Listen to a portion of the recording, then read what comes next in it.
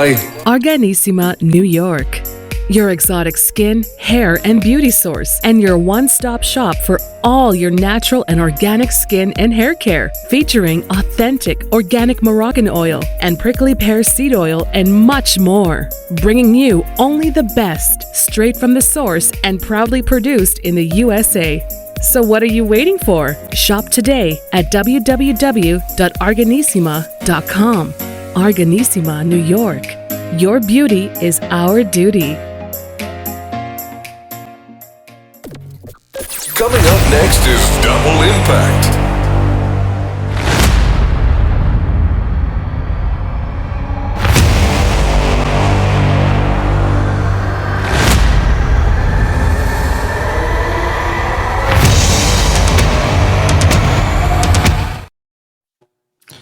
All right. We're live. Hey everyone, great to be here. What's up? How you doing? Doing really well. So you know who we are by now. I'm John C. Morley, and this is Hurricane Age. And together we make the duo of Double Impact, baby. Hey, see, we got it coordinated. This time was like perfect. We No rehearsal there. I love it. Well, listen, folks. We're up here and running, and I think today we're gonna spin a little bit differently. So we're gonna be chatting, but we expect you to guys join us and send us your comments and interact with us live, and let's talk. If you have any questions about, I don't know, entrepreneurship, business, sales, you name it. Anything you want to talk about, we're here to talk to you. Yeah, you want to just joke around with us, we welcome that as well. So let's have fun. All right, and we'll make it some productive show today. But we're also going to talk about a few things that we've. I'd like to talk about something very interesting tonight, if we can. I'd like to talk about how sometimes a company or organization can get to the top, but they can get to the top the wrong way. And just when they think they're at the top, or they're really starting to get traction, they actually start to do something wrong, or they might have done things wrong in the past and they haven't really made up for their mistakes. And so they start trying to placate people because they think they're so powerful. And then the people that help make them grow start telling people about the true company they really are. Well, we can talk about the cultures, company culture. Yeah. I think that's a big discussion, because I mean, I've worked with a lot of corporations and over the years, and I've seen quite a bit. And some companies are for the people, some companies get destroyed because they're no longer for the people. It's an interesting topic, and we can talk. And folks, if you're watching right now and you want to chime in on this discussion, please feel free. Send us your comments, and we'll post them, and we'll connect. We'll respond. We'll connect. We'll respond. We'll give you the answers that you may want to hear or not. We're going to give you the truth here. So make sure that you're ready for it. So if you're looking for, just the bubble gum and all the rainbows, we're probably not the place you want to be. Although we're positive. But actually, my show this week, by the way, Hurricane, is about seeing the glass half full instead of half empty. What do you do each day to make sure your glass is half full? Ooh, I guess we don't want to spoil that. We'll leave that for your show, because that's a whole topic on its own. I get it. I mean, I love that stuff. I'm a person that's always thinking the cup is half full. So there's always. I think it comes down to the one thing I will share about, because something I definitely share, is the fact of it's a perception, right? It's a perception, and that perception is what makes the difference in people's lives. Now, that might be what makes you think positively. It might be what makes you think negatively, to be quite honest with you. Mm-hmm. It is an interesting topic, but do you want to go there today? Because I know that you're holding that, to. Oh no, we don't have to go there. I was just saying that we just have to have perspective. That's kind of where I want to leave it. That you have to have a perspective. And the perspective you have affects not only you, but everyone else that's around you. Well, it's all about perspective, right? It's the way you see the world, right? Yes, And again, absolutely. I think we're always going to come back to that, a little item that We people. come back to a lot of things, don't we? Well, some of the basics, right? They're like the standardized foundations, and you have to keep always going back to the basics, right? And that's Right. it. And so, anyways, so we were just thinking about having a discussion about. I mean, you mentioned culture right now, corporate culture, and we can talk about that. Um, as far as I'm concerned, if you're watching and listening right now, everybody's got their own views of how to see a company, and how you want to operate in a company and in business. Whether you're, and then it's funny because John has businesses right now. He's running. I got a couple going on. I work for corporate, so I'm on both sides of the fence, and I can tell you it's a little depends what side of the fence you sit here. It's Things not are. greener on either side. You have to do different work on each side. I'll just tell you that. There's yeah. If you're working for yourself, you got to do a little more work. If you're working for a company, you might do a little less work, but then you also may not get the full benefit. So there are trade-offs in there, right? Yes. Well, actually, I think the concept of grass not green anywhere. There's no grass green anywhere. Because it's only again. You talked about perspective, right? It's just that. But you join a company with a hope that this company is going to be the greatest thing, and it's going you're going to get your potential growth in there, your career path. But some companies do work with that and cherish that, and they promote that concept whereby you get started and you grow with them, and you can spend years in there and grow up in the hierarchies. And some companies are different. They just hire you for the job, and that's it. And then they find always talent. And they don't appreciate the value, right, that you really bring to the table. I want to go back. I want to give you a story, John. This happened to me years back. Okay. Yeah, and I think not to you specifically, but the audience as well, because this is actually a true fact. And when I started my career path in the insurance space, right, I started with a company, and it was literally at the beginning of that company. They had just started. They were in a small office somewhere in Brooklyn, and we were actually 30 employees in the whole company at the time, right? Oh, wow. And yeah, it was a small place. And then ultimately, a few years, a decade or more later, it was like over 2,000 people in there. But in that early stages of that company, everybody was family. Everybody operated as family. The concept that we had was very, very close. Everybody worked with each other. Everybody liked each other. Everybody supported each other, and it was corporate, but it was not corporate. So the environment was very appealing to actually do more and work. And you thought it was your company. I mean, I was an employee, but I worked for it like it was mine. I mean, and I believe that's actually a very important piece that we can dissect here is that anyone, whatever you work, when you work, first of all, I do believe that I work for myself all the time, every time since the beginning of time. All right. When I started working, I've always worked for me and for my family, number one. But when you work in an environment that encourages you to actually get the action going and feel part of it, part of the decision making, part of the success, you being recognized, all those things, it encourages you to do more and give more and build more for that company. And so that was, for the first few years, that's how it went. I mean, it was really good, and we were all about growth and our members at the time and doing new things, being innovative and really being ahead of the game, being even a top competitor in the marketplace and in with the regulatory departments or bodies around the nation. We were actually in some records as top of the line, and even models in terms of some processes we had, but then what I've noticed as the company started growing, and growing pains and corporations can be a little painful, and sometimes companies don't adjust. Then also you have, unfortunately, sometimes leadership also changes, and then the actual, the way the mission, the division starts shifting a little bit, and then you get a little bit more of politics get involved in the process, and next thing you know, that whole environment where you're really were looking forward to going to that place became almost like I don't want to be in this place. And I personally, on one time, I left that company, and I had an exit interview, and I clearly stated, I said, I told, at the time, a person who was the leader of the company, I said to them, hey, listen, we've changed a lot, and we've changed for the worse, not for the best. And this is where the decline of this place is going to be. And believe it or not, I called it because a couple of years later, things were not going the same way, and the trajectory was going downwards.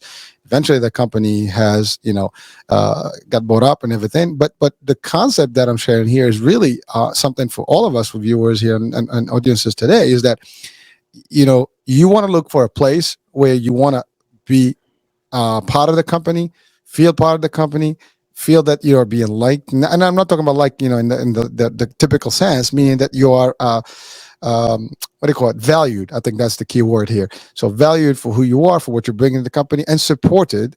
And also, recognize that every step of the way, every small achievement that you do, you'll get the actual reward for it. And I'm not talking here the reward as you need to get a certificate or, anything, but more like you feel like, wow, I'm doing the work and I'm seeing the recognition.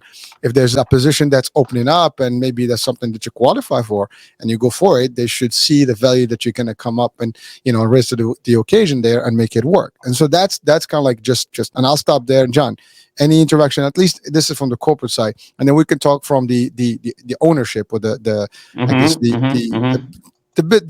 people that own the companies, because the employers, right? Because I mean, we have two versions here. We have to talk about from an employee perspective and also from the employer perspective. So what do you think? No, I think that's really, really important.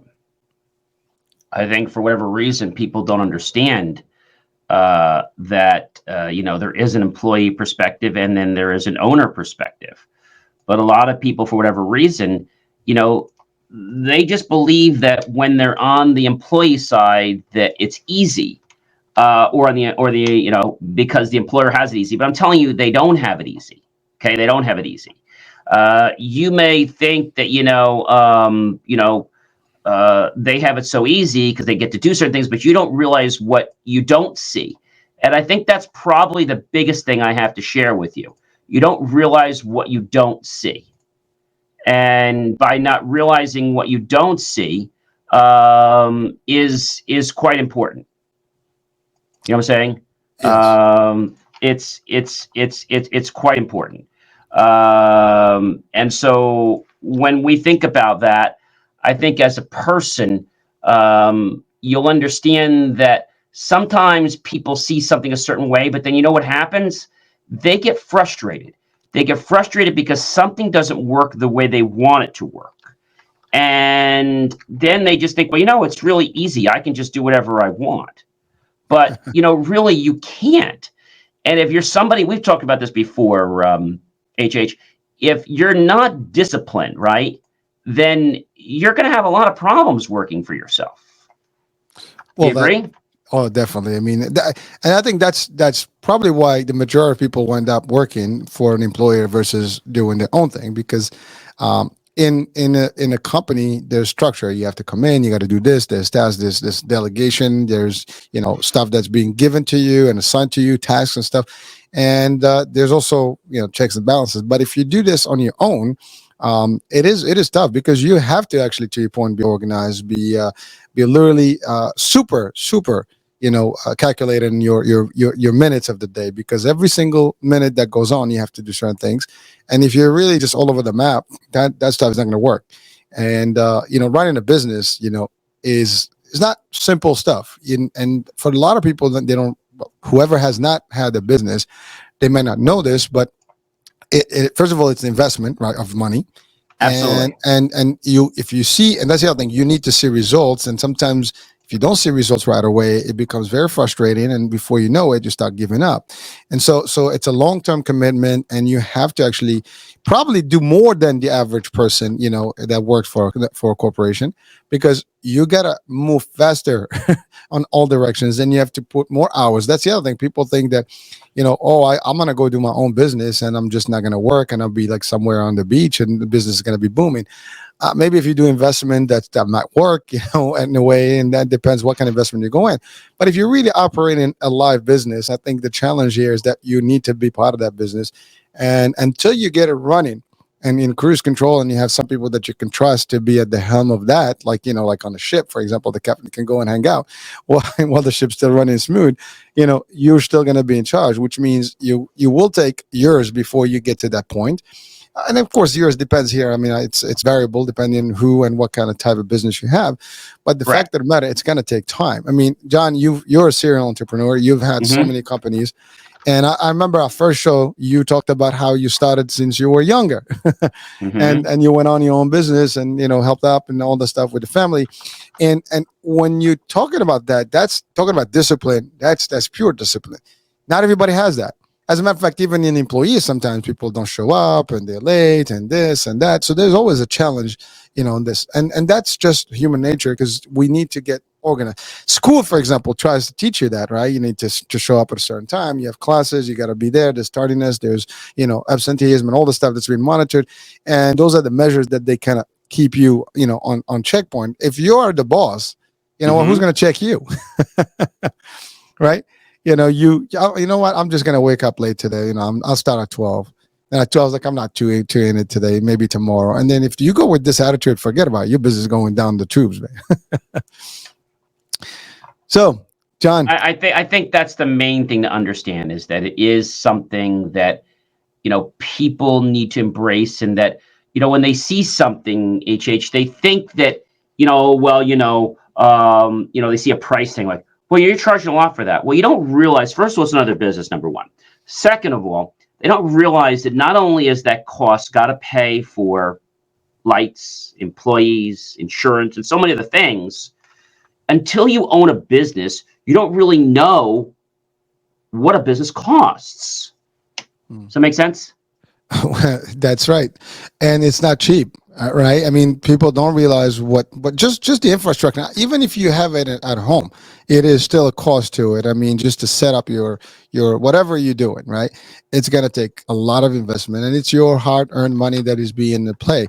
And sometimes that's the thing. When you're an employee, you might not care so much because it's like, okay, it's not my money. I mean, I just work here, right?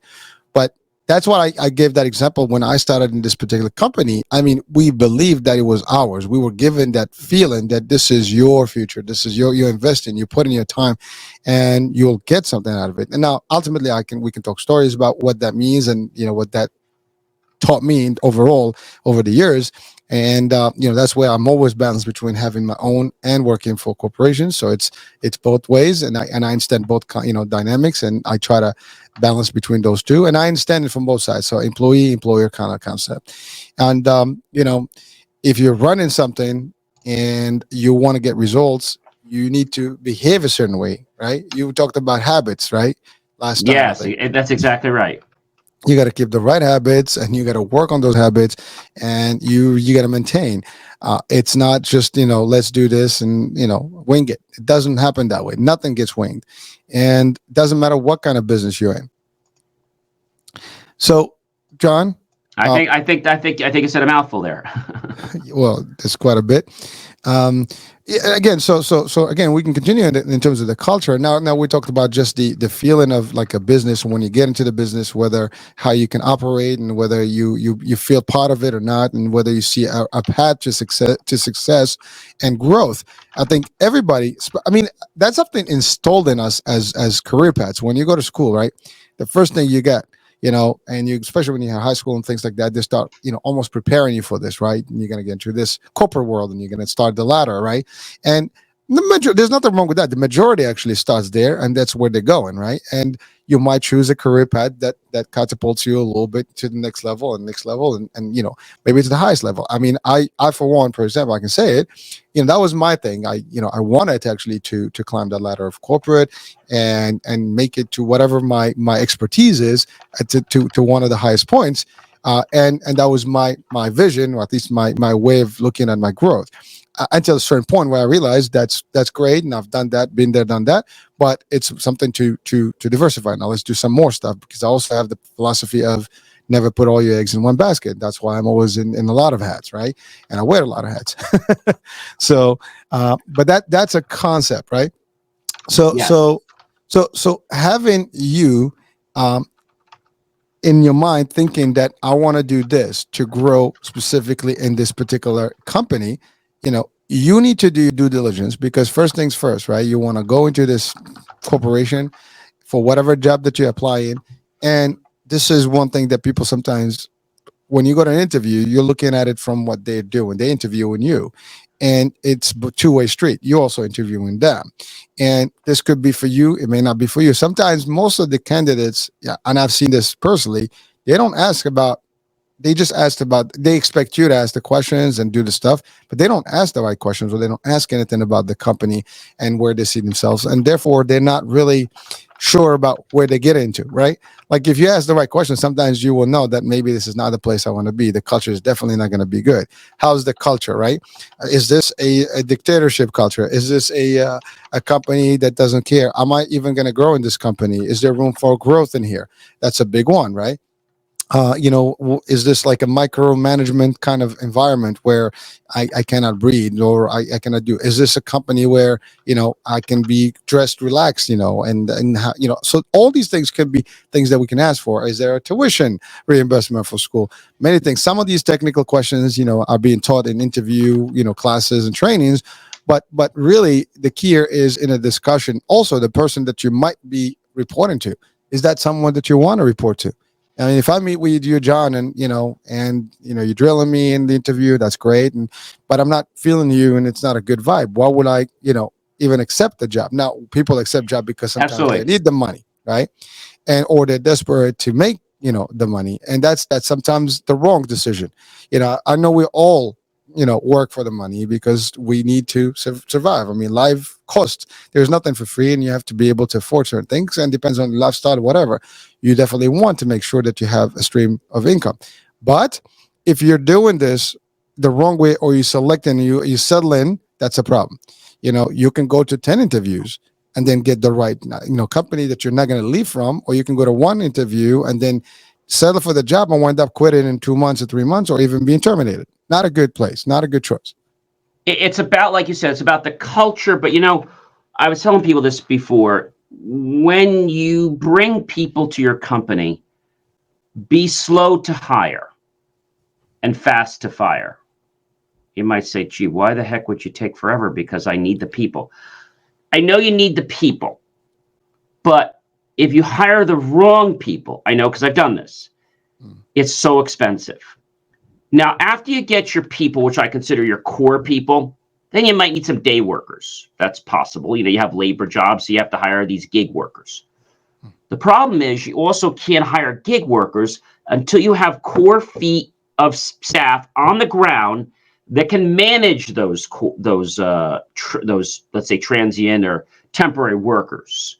I think so many people think that they're just right away going to go up the flagpole tomorrow. And although I salute them, no pun intended, you have to first understand what it is you need. What resources do you need to run your business? So let's think about your home for a moment, right? What do you need to run your home? Well, you have bills like your gas, your electric, your phone, right? You need food. You need to keep things clean, right? Maybe you have a cleaning person. What do you need to keep your house clean? Maybe you have to pay for inspections or termites or pest control services or things like that. So what do you need? Now, once you know what you need, then it's easier to say, okay, gee, I'll take some superfluous stuff. And I think what that means is you've got to create a budget for where the company's coming from. And when you can do that, that's important. So the story that I was trying to allude to before, I can't mention the name of the team. So this company was really good in the sense that they were doing this free event and all this great stuff. The challenge is I could smell a rat. And what I mean by that is this company that I had taken a membership with, I've already canceled because they are not about really helping everyone. So one of the things they do is they do media. Now, they don't do media like I do media, like you do media. But what they were starting to do was not share my content. So I reached out and I said, what happened? And they said, well, we're just so busy. One of my friends who's been working with the company for a while, who got me on board with them, quit just yesterday. And I say this to you because the reason this company I found out wasn't helping me is they saw me as a threat. Now, I say this to you not to scare you. If someone sees you as a threat, don't be upset. say thank you to yourself, and move on. Because there are going to be people that are going to appear to be better than you. That's fine. There's always going to be somebody better, right? There might be somebody not as good as you. But one thing I've learned, no matter where I am in business, no matter what level I'm at, I always need to be humble, I need to be respectful, and I need to be fair. And if I can't do those three things, then I shouldn't be in business. You might be on the top of all the magazines, HH, and be revered by the media. But you know, you can fall as quick as you climbed. The fall is always faster, and gravity pulls faster than you think. But it's true. It's true. I mean, but same thing, right? You can build 10 years of great, stuff, and then, you can destroy it in a fraction of a second, right? We said that. Yeah, that and never. I think what happens is some people don't want to put the work in. They don't want to work, and I started noticing after we joined a few weeks ago that my content wasn't getting shared. So I didn't think anything of it. I signed up for an e-meeting because they don't take phone calls. Fine. I signed up for an e-meeting, which happened to me the other day. They blew it off. They never showed up. Oh, John, we were so busy. You're so busy, but you have time to charge my card every month. Like, what are you giving me for my money? Like, what are you doing? And I think when you get somebody that is all hype, and I think they did a great thing what they did, but one thing that I kept in the back of my mind was I smelled a rat. I couldn't put my finger on it, but I just smelled you are phony. I smelled that, but I couldn't put my hand around it. And then when my good friend told me that they quit, that really brought home what I was driving, that they had all this great esteem. Now, they had an event that was free. Of course, everyone comes for free. You know that, right? Mm-hmm.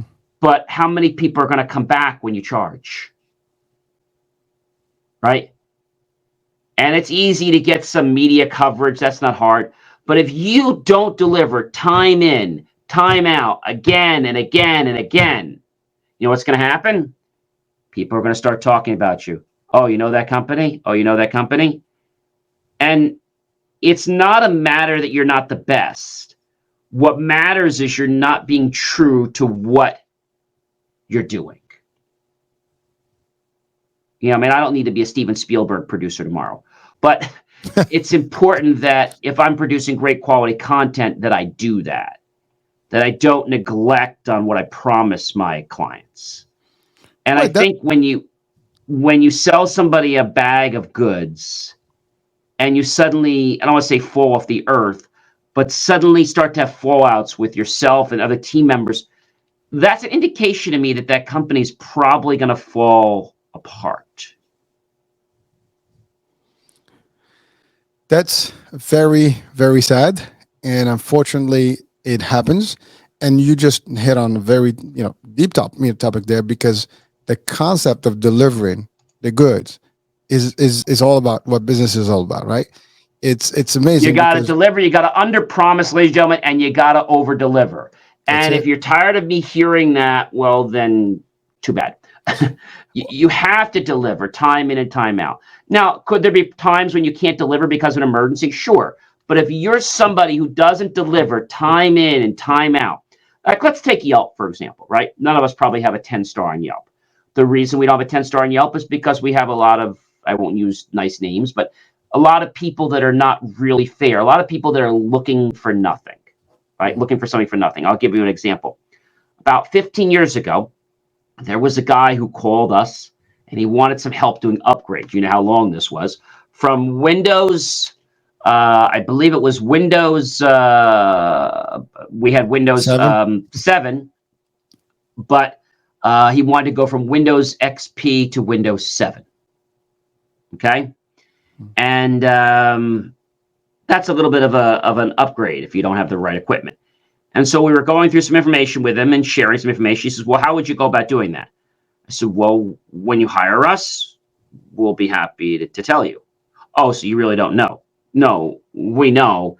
It's just that I know you wouldn't do this, but let me tell you why I'm not going to share it with you, because I'm sure you can understand being a business owner, right? We share a lot of information, sometimes too much information. And then that information gets used against us because they then decide to do it themselves. Oh, do you know what happened the next day? He went on Yelp and gave us a very bad review. Said we were a horrible company, said we didn't know what we were talking about, and that we were trying to sell him. We weren't trying to sell him anything. He needed our services. So I think when somebody gets, I'm going to call this vanity metrics, and we've talked about this before. Yelp, Google, they're all vanity metrics, HH. At the end of the day, they don't bring you money. They don't bring me money. They might make people bad that they have 1 star. I don't give a blank that you have 1 star. I care that you take care of your clients. That's what I care about. And if some crappy media company is going to try to bring my reputation down, let them. Because my truth will always shine through. John, thank you for bringing that up. But today we live in a society, or at least the age of reviews and stars. Unfortunately, it is kind of like what the trend is. People sometimes they don't even look at the business and stuff. They just think, how many stars? 5, 4, 3. Okay, you don't even look at the company. You don't even click on the company, and you move on. And to your point, it is sad because some of these reviews, if you read them, you'd be like, huh. As that you can tell this is somebody who's disgruntled and just kind of like venting on that particular review, and it's amazing how that is actually being the driver these days of decision, right? You're right. And it is crazy because you could be the best, and to your point, one person who twists the actual truth, and again, there's your truth, my truth, and a real truth, right? And they just put whatever their perspective again and their end of the game and what they're feeling about it, no matter what. Again, talking about accountability, sometimes people are not accountable, and therefore they'll just put the finger and blame the others. And so because of that, you have bad review and so on and so forth. And ultimately, if you have too many of those, then there is smoke, there is fire, right? But if it's one case here and there that's out there, you got to also look at the response. Sometimes you got to look at other, because I look at those. You get like great 5, this company is great, the best that happened to me. And you get one person like, they suck, scam. Exactly. And I got to tell you something. If a company has 5 or 10 stars, I'm leery about them, because that means that they've never made a mistake. And if a company never made a mistake and was never able to resolve a problem, do you really want to work with somebody who's perfect? Because I believe that what you're going to find is that we all live in glass houses. Be careful. Do not throw rocks, huh? Do not throw rocks, ladies and gentlemen. Do not throw rocks. Oh, that's going to shatter your your whole structure there. But you're right. And again, another great point is that there's nobody that's perfect. I mean, there's no such thing as perfectness. Right? I met him before he left. He was here before. Oh, okay. Well, do me a favor, send me his contact. I want to learn from him or her. So, but you know what I mean. The bottom line is that there are going to be conditions and circumstances. You're not going to meet everybody's expectation. You'll do the best that you can, and that's the best that you can. Also, is kind of like that's variable because it depends on who. Because the best that I can maybe is different from the best that John can do and somebody else. But the bottom line is there are parameters, there are metrics that can determine if you're really top notch or not. And then you have to be at that level. You can go to the 5-star, 6-star hotels, even 7-star hotels, and you still may sometimes be surprised that, oh, this is not what I expected. No, I didn't sign up for this. Exactly. So the bottom line is you need to be fair in a way. You have to look at the whole picture and know that there's always another story to the facts, right? That's just the way it is. And when you make those decisions, but you're right, like somebody like that makes the wrong move, they give you the wrong stars, the wrong reviews, and because they just want to get at you, right? And I didn't like them, I want to give them back. I always say, Hurricane, karma will bite back, either nicely or badly. And I said that to a few people. You know what they told me? Are you threatening me? I'm not threatening you at all. I'm just telling you the world will move in cycles. Are you going to do something? I'm not going to do anything to you. the world will handle people. Justice. Divine Justice doesn't always work. Remember, justice has. Well, no, I meant flaws, divine justice, not the divine just, justice, yeah. not the human justice. Like that it's system's got some flaws in it. Well, they say you don't find justice in the court of law; you just find the law. No. So, what you have to realize is somebody who has, let's say, left you out to dry. It happens. So, what I typically do is I go back to them and say, "Hey, I guess you weren't interested in this anymore. That's okay. No problem. Take care." And either I'll get a message back saying, "Oh, yeah, I'm not interested." Or I'll get a message back saying, No. I've just been really busy. I'm going to get back to you. So sometimes it's a wake-up call. But I think what we as humans have to understand is that if something doesn't go the way we want it to go at the moment we want, go have a beer. Go chill. Go relax. Right? Because divine timing has everything in the perfect way. And things unfold when you open up your eyes. But many people still have their eyes closed like this, HH. And they're waiting. They're waiting. Waiting for what? I think they're waiting for a sense of self-righteousness, which is never going to come.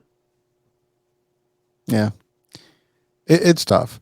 So John, since we're talking about the concept of, in the business world, and we're talking about like cultures and expectations on both sides of the spectrum. I mean, I've covered a little bit on the expectations on the employee. You covered a little bit on the expectation on the employer, and both of those items. I mean, today you may be an employee, tomorrow you might be the entrepreneur that's becoming the employer, and sometimes the way you like to be treated should be the way you will be treating others, right? And so don't forget those days when you were still in somebody else's payroll, and now you're the one who's actually paying the people.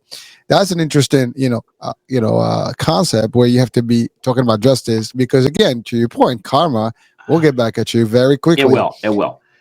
And this is why, if you have employees that work for you, or I have interns that have helped out and you teach them, I believe it's really important that you give them a value, whether it's through education, through money. The reason I say that is that when you get someone that believes in you, that's able to share and start being a mouthpiece for you, okay, that's priceless. Not because of the advertising, but because of what that does. See, most people don't realize that when somebody's around talking about you in a positive way, you know what it does? It boosts up your self-esteem. Yep. True. But you bring in, again, another yet powerful point. I bring lousy points up, don't I? No. Yeah. Well, whatever. Again, maybe somebody will say, "Oh, these are lousy points," and that's okay too. It's all perspective. But right? The thing is, they're lousy points if you believe that you don't want to change. If you believe that your life is 100% perfect, okay, and there's nothing you can change, well, I'd like to disagree with you. And I'd like to say that you're probably not being honest. You don't have to tell me. You don't have to tell HH. We don't care. We're not here to judge. But if you want a level of quality in your life, to have the best life possible, you'll be humble and at least admit it to yourself. You have to share it to the world, but admit it to yourself. Admit it to the mirror at night. Hey, mirror, I'm not perfect. And yes, I said that. I'm not perfect. And how can I do this? But the biggest question I tell people is, don't ask if you're going to do something. Ask what it's going to look like when. How am I going to feel like when? What's it going to feel like when I start seeing more abundance in my life? You know what's going to happen? You're going to attract abundance into your life. What's it going to feel like when I have more health? Right? So people have to understand that you've got to put work into something. If you want more health, better health, if you want more finances, you want better relationships, you got to put the work in. You don't go download this on eBay for $9.99 and you just read a book and it just happens overnight. No. You see, all these books are great online, okay? But they lack one important thing. Even the book that I'm going to write. They're all great books. But none of these books are worth anything unless they have an exercise and people have made the commitment to change their life. One of the things I'm doing in my preamble is I'm writing something down that says, hey, I know this is just another book, my story of my life, and something hopefully will improve your life. However, before you even turn this page, I want you to commit to me and to yourself right now that you're going to look at your life and be open to change and the exercises that I'm giving forth. If you don't think you're able to do that right now, I'd ask you to close the book and come back when you're able to do that. Well, again, the books, right? They're great, and Or they the share audio books, whatever it is. Yeah. all books. Well, I mean, all content, right? It's all They're good. all great. Yeah, I mean, you take the information from it, but the information without practice and taking action on it, it's irrelevant. I mean, like reading a book. I'm just another copy. Memorizing the book, I'm just another copycat of that book.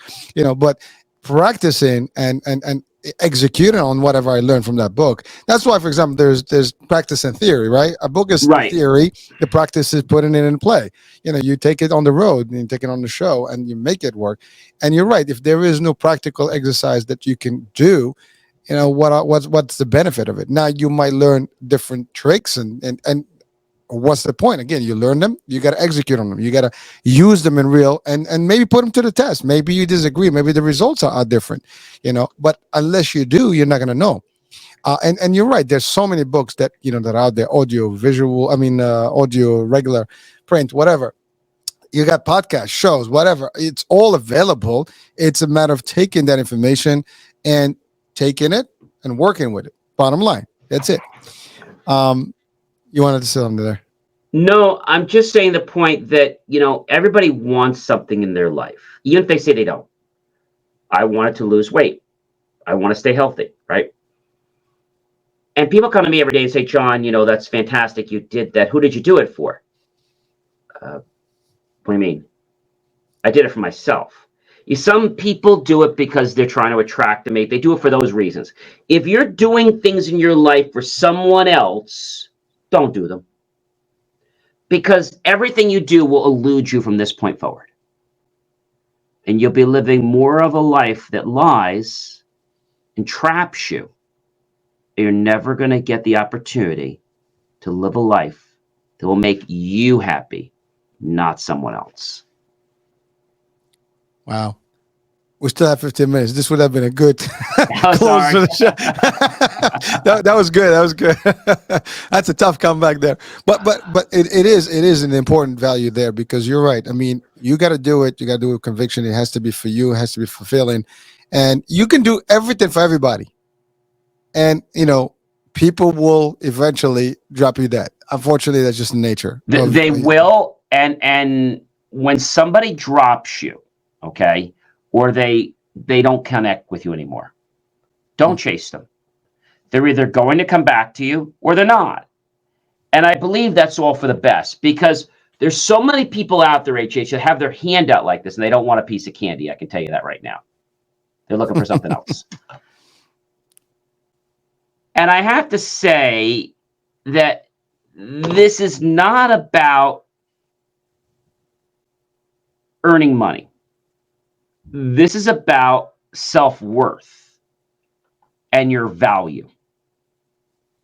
So value has to do with what you believe you're worth as a person. Okay? Doesn't matter. If you believe you're worth $1 an hour, well, that's all you're ever going to earn is $1 an hour. Okay? You gotta believe that you're worth something better than that. Because if you're not, you're gonna be like, I hate to charge this customer. Like, I really hate to charge them. A big change in my life, HH, that I did a few years ago. We have a big contract with a client of ours that we've been working with for a while. But we've been noticing for a while that this client was starting to browbeat us on a few dollars. $5 here, $5 there. So I politely, the next time they called us, they said, can you come out there tomorrow? I said, we can at this rate. Oh, buddy, sorry, we don't have that in our budget. I said, well, goodbye. And I hung up on him. Calls me back. He said, what happened? I said, I think I said goodbye. Well, no. So you can't do it? I can do it for the price I gave you. Okay, how about if we do it for, then they go down $1? How about if we do it for that? I think I got another call. Goodbye. And so they don't get it. And so this is really, really important. Another thing that happened to me was I had a client, same client, have us pick a day on the calendar. Now, I'm very picky about days on my calendar, unless they're good clients and unless they're prepaying the day. So they said, we need you on the 24th, which incidentally is coming up on next Monday. Booked the whole day for a team of 10 of us with several jobs. Calls back the other day and says, oh, buddy, you know that job you guys are doing those 10 jobs? I said, yep. They need you to move it to the 1st of November. I said, excuse me? Yeah, they can't do it on the 24th, or we can do it on the 1st. We're not available on the 1st. Oh, come on. Can you help me out, please?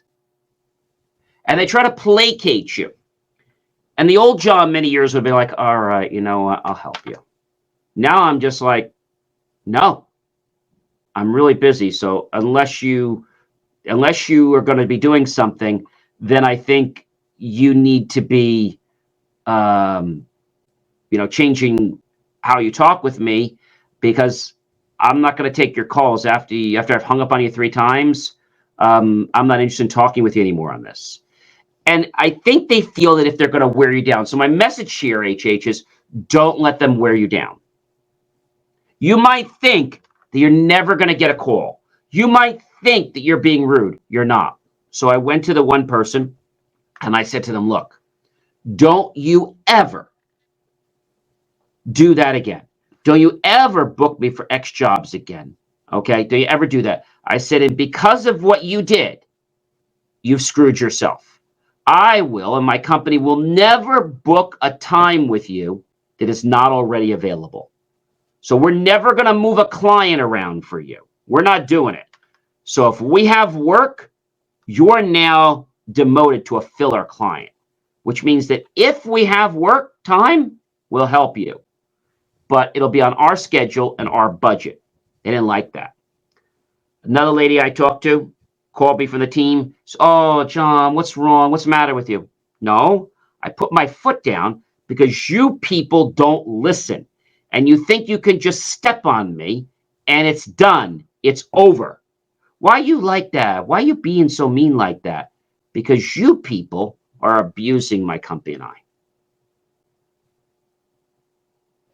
And I think some people, HH, are afraid to say they're worth value, to say they're worth more.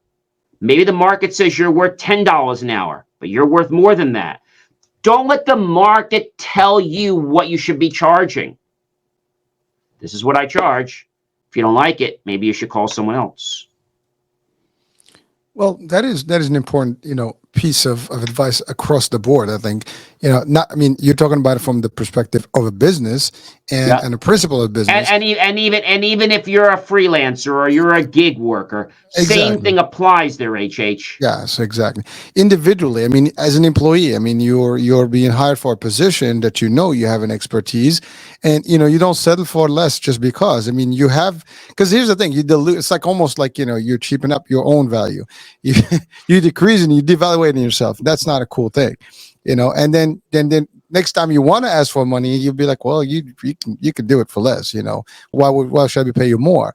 So it's important. But on the flip side of that, don't overestimate yourself if you're not up to the play. If you're not up to that standard. Exactly. So if you are, let's just say, a carpenter, hypothetically, and you're a very good craftsman, you're like one of a kind, and you get X dollars an hour. But if you can't even miter 2 joints together, or can't even cut a piece of wood, don't tell them you're worth a couple $100. Don't do that, because you're going to be laughed out, because they're going to want to see your work. Yeah.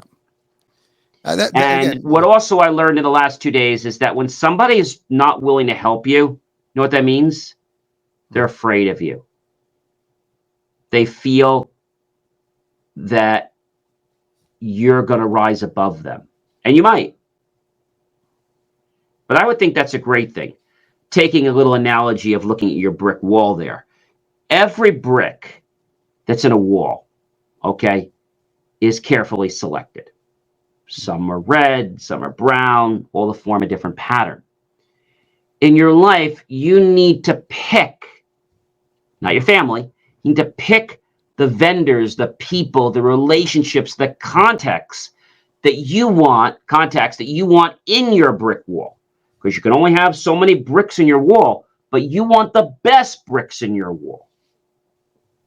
And I think sometimes people just pick whatever's here because you remember being on a team in high school. Nobody picks you. But that changes when you suddenly become the one that's the captain. Everybody wants you to pick them. But why should you? They never picked you. So you have a choice to pick. You have a choice to select. You have a choice to be discriminating, not in a bad way, but in a way that it's going to enhance your skills. Get people that don't have the skills you need, okay? And don't bring people that won't compliment you. I think that's really important. But too many people out today, they think, oh, this is all they're getting, or this is all they're paying at this place, this is all I can get. Well, that's all you believe you can get, and that's all you're ever going to get. Yep. The minute you start telling people, well, I do this, I do that, and then look, well, you sent X people out there before, and they nearly broke the machine. Like, of course I charge more money. Like, I fixed it in 5 minutes. Yeah, but why do you charge so much? Well, remember something. You don't pay. I always tell people this. You never pay me always for the time that I'm working, even though it might seem like that. If I come out there and I fix something, some jobs I do as a flat rate, you're paying me for my experience and my education. Yeah, but you're only here 5 minutes. Yeah, but I went to school for a long time and I've had 20, 30 years of experience in the field. Those people at your quick stores don't. And that's where they get $15 an hour. And when they finish fixing your computer, you better hope it still works. Oh, yeah, one other thing. We're also not going to try to sell you things that we're going to make more money on this week because, see, we actually do things ethically because we want to get things that are going to help you, not just our bottom line. Oh. And that's a hard concept, HH, for a lot of people to digest. Because what if I ask for this money and I don't get it? Does that mean I'm not worth it? No. Just means that you hit somebody and said no. But you have to believe, just like the Yankees or whatever team you root for, that you're going to hit that home run, like number 62, like Judge, right? You got to believe you're going to hit it. Because when you believe, everything in your mind and body align to bring you to the appropriate time and place for that to be executed. John, this is something that applies, as you said, to the value, your selection. You talked about that brick wall behind, and I love that analogy, as a matter of fact. And that actually, well, it that ties into our lives, right? Yes. In general, so business or personal, because we also have to be careful when we select the employer, select the employee, select your friendship, your circles, all of it has to be carefully, picked. Otherwise, your life partner, even though you're attracted to them, you're making a selection.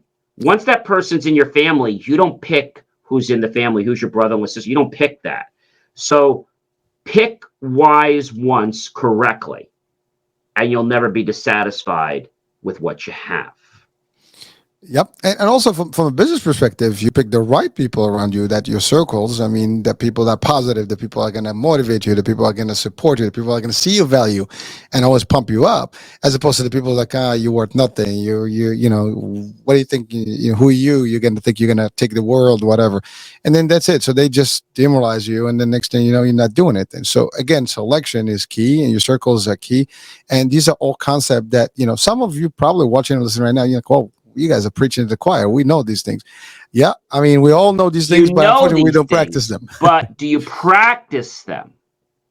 Yep. We all know that we should be eating healthy foods, right? But do Oh we yeah. practice them? Do we take our breath several times a day to see how healthy we are? No. So one wise, and I'll end with this. There was a man, and actually two parts of the story. He was up on the mountain, wise man, this monk, and the boy went up to him, and he had the bird, a live bird in his hand, and he had that, and there was a dead bird. So the monk has the live bird in his hand, and he gives the boy the bird, and the boy says, is the bird dead or alive when I put it behind my back? And the monk said something very interesting. He said, young son, I cannot answer that question, because if I say the bird is alive, you'll show me the live bird. If I say the bird is dead, you will choke the bird, kill the bird. So really, my son, the answer to that doesn't lie in what I say, but lies truly in your hands. You have the power to make a change, positive or negative. And the last story I lead you with, that's to summarize, there was a boy. He decided that he wanted to become a monk. So young boy wanted to become a monk, so he runs away, goes to this monastery, says he wants to become a monk. And the monk tells him, okay, you want a monk? You want to be a monk? Great. Come back here to first he says to the boy, he says, do you know how to swim? He goes, no, I don't know how to swim. Good. Do you know how to row a boat? Yeah, I know how to row a boat. Good. Come back here tomorrow, 6 a.m., and we're going to row a boat. And the guy's like, okay. He's like, this guru's crazy. He says, I want to make money. I don't want to row a boat. I want to become a monk. Like, well, what's up with this guy? So he comes back early in the morning, 6 a.m. in the morning. He said, these monks are crazy. Gets in the boat. Monk tells him to row the boat. He rows the boat, rows the boat, rows the boat. They get out in the middle. And just when they're out there and he's kind of looking, he takes him, he dunks him in the water. Gets back up. Just as he started to breathe again, dunks him back in the water again. Takes him out. Does it one more time.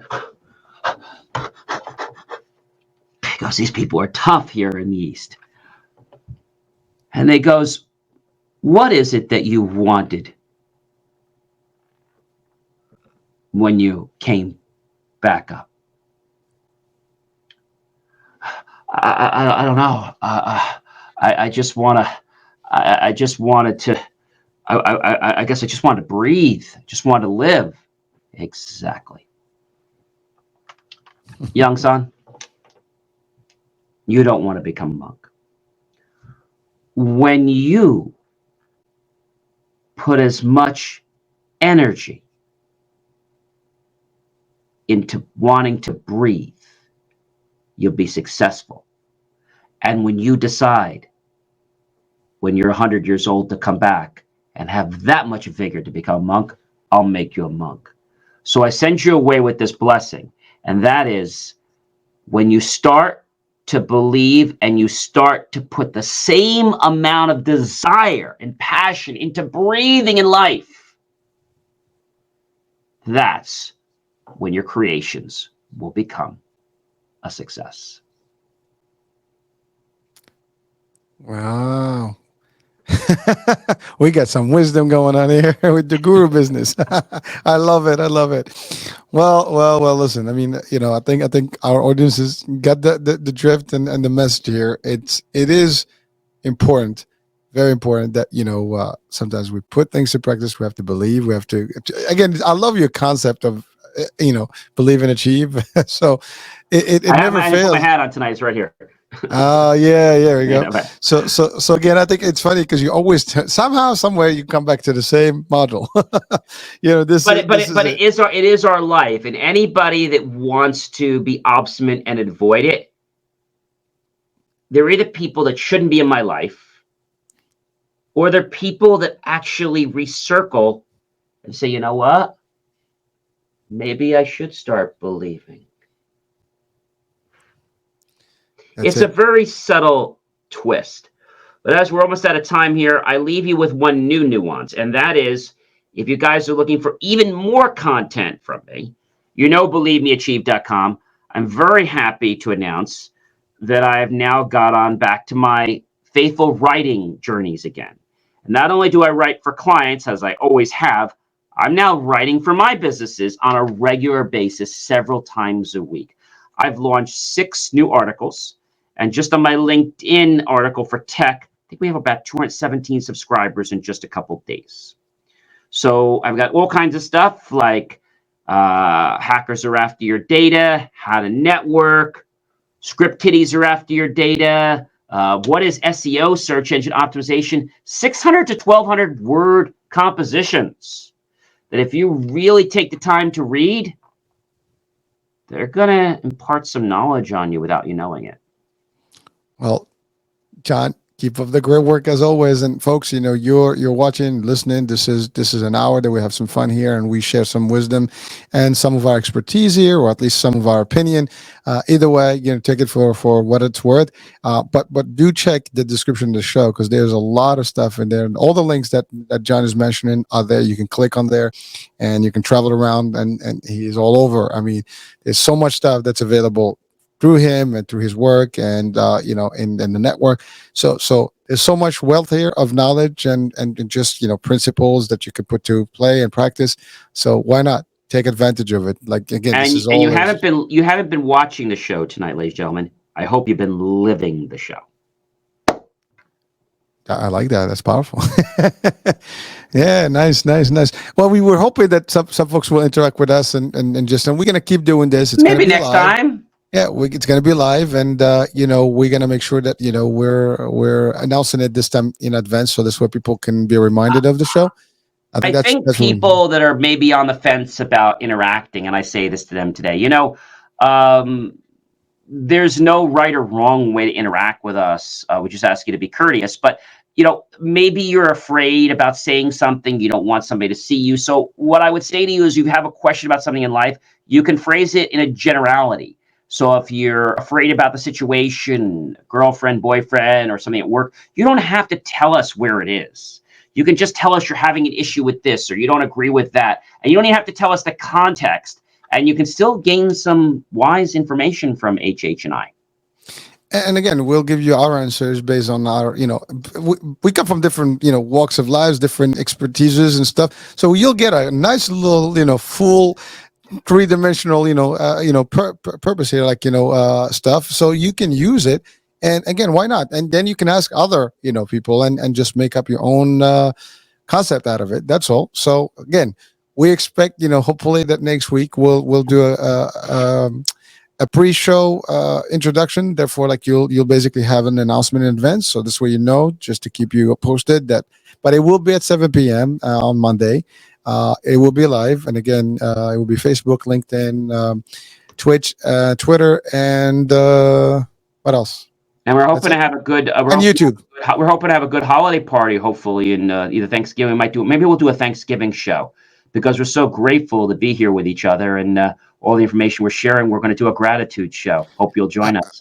Actually, I love that. Gratitude is big, and I think we can have a whole hour talking about how being grateful. And then, of course, we'll have our holiday show, and then we'll also have a special show for the new year. Have you started? And we'll tell you how you need to get ready for the new year and what you need to do so that you're actually proactive and not reactive. And I have to tell you, going to the gym, it's not going to get you to lose weight alone. It starts in the kitchen. Well, let's save that wealth of good deal, and we're going to talk about your tool there, because I think that's a key element.